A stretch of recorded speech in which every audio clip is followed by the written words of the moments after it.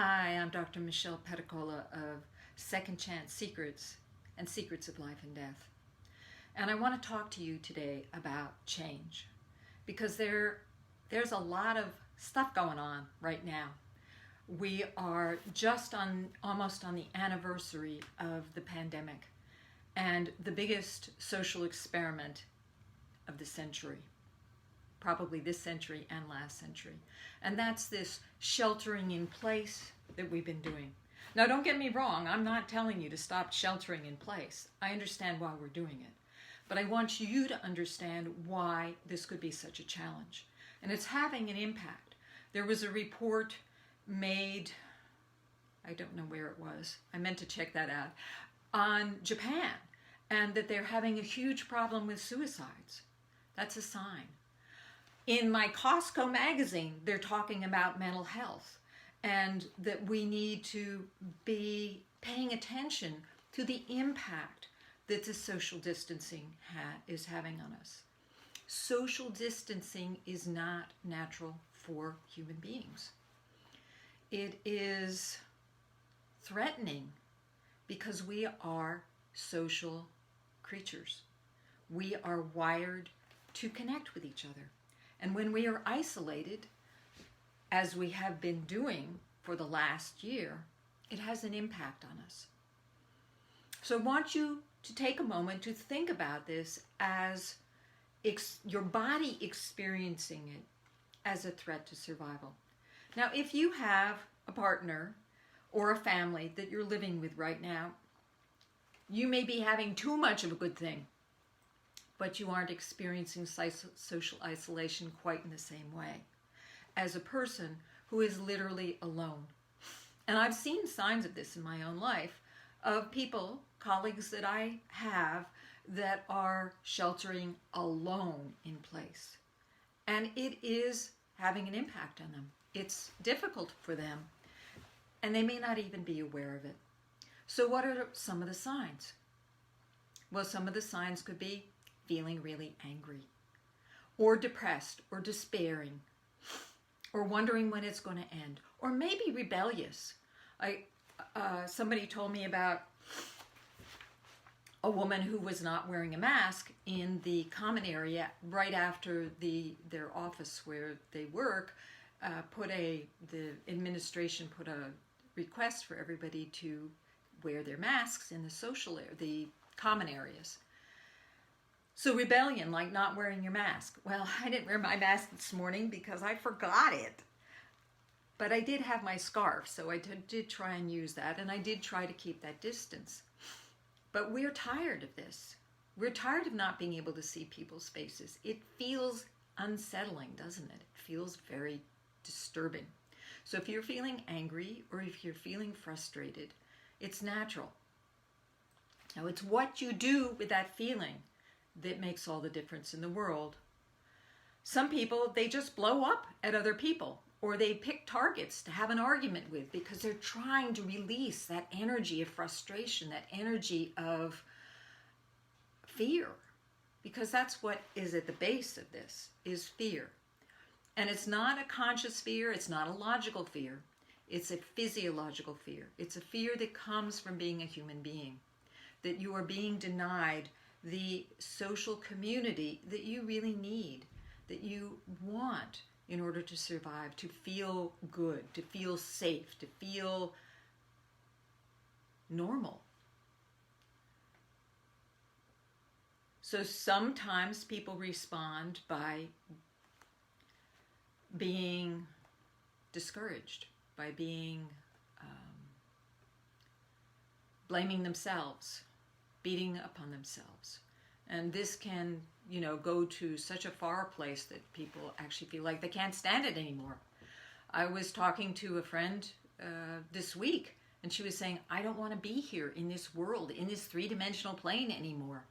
And I told her, she's experiencing her body's upset.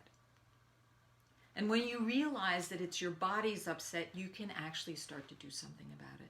There are things that you can do. I want to invite you to join me tomorrow on Facebook Live with 50 Older and Wiser community. It's a private Facebook group. And I'm going to be there at 11 o'clock. We're going to be doing a live streaming. And I'm going to be talking about how to deal with challenges in your life. What are some of the tools that you need to navigate more successfully? The other thing that's coming up several weeks from now, and keep your eyes open for it, I'm going to be doing an actual workshop, a cost-free workshop, sharing my number one tool for navigating change with your body, with dealing with the upset, with the emotional triggers. How do you release the energy? And that's the bottom line. When our bodies are upset because they aren't getting what they need, they're not getting the attention, they're not getting the affection, they're not getting the hugs, the body will respond as though it is being threatened. And you can try and talk your body into not being that way, or change your mind, or try and hold those emotions down. But what I have found is that that doesn't really work.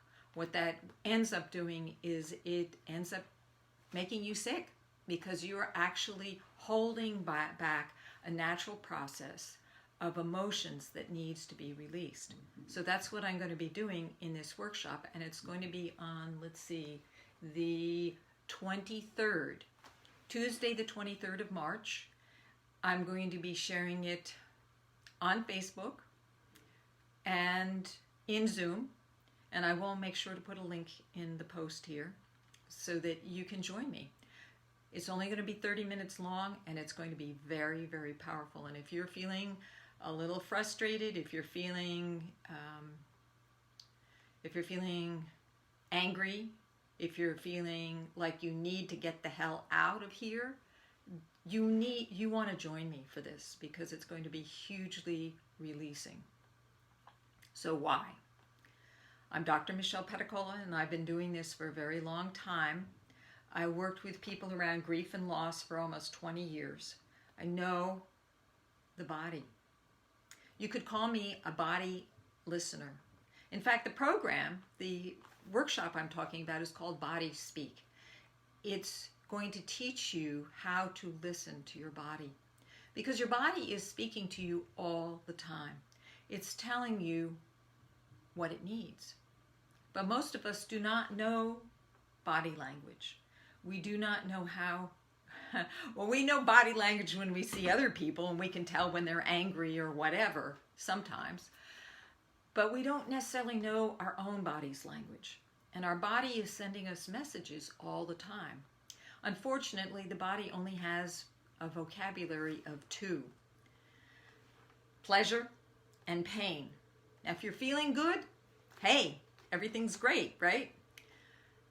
But if you're feeling angry, frustrated, tense, nervous, upset, that's a sign. Your body is telling you that you need to do something.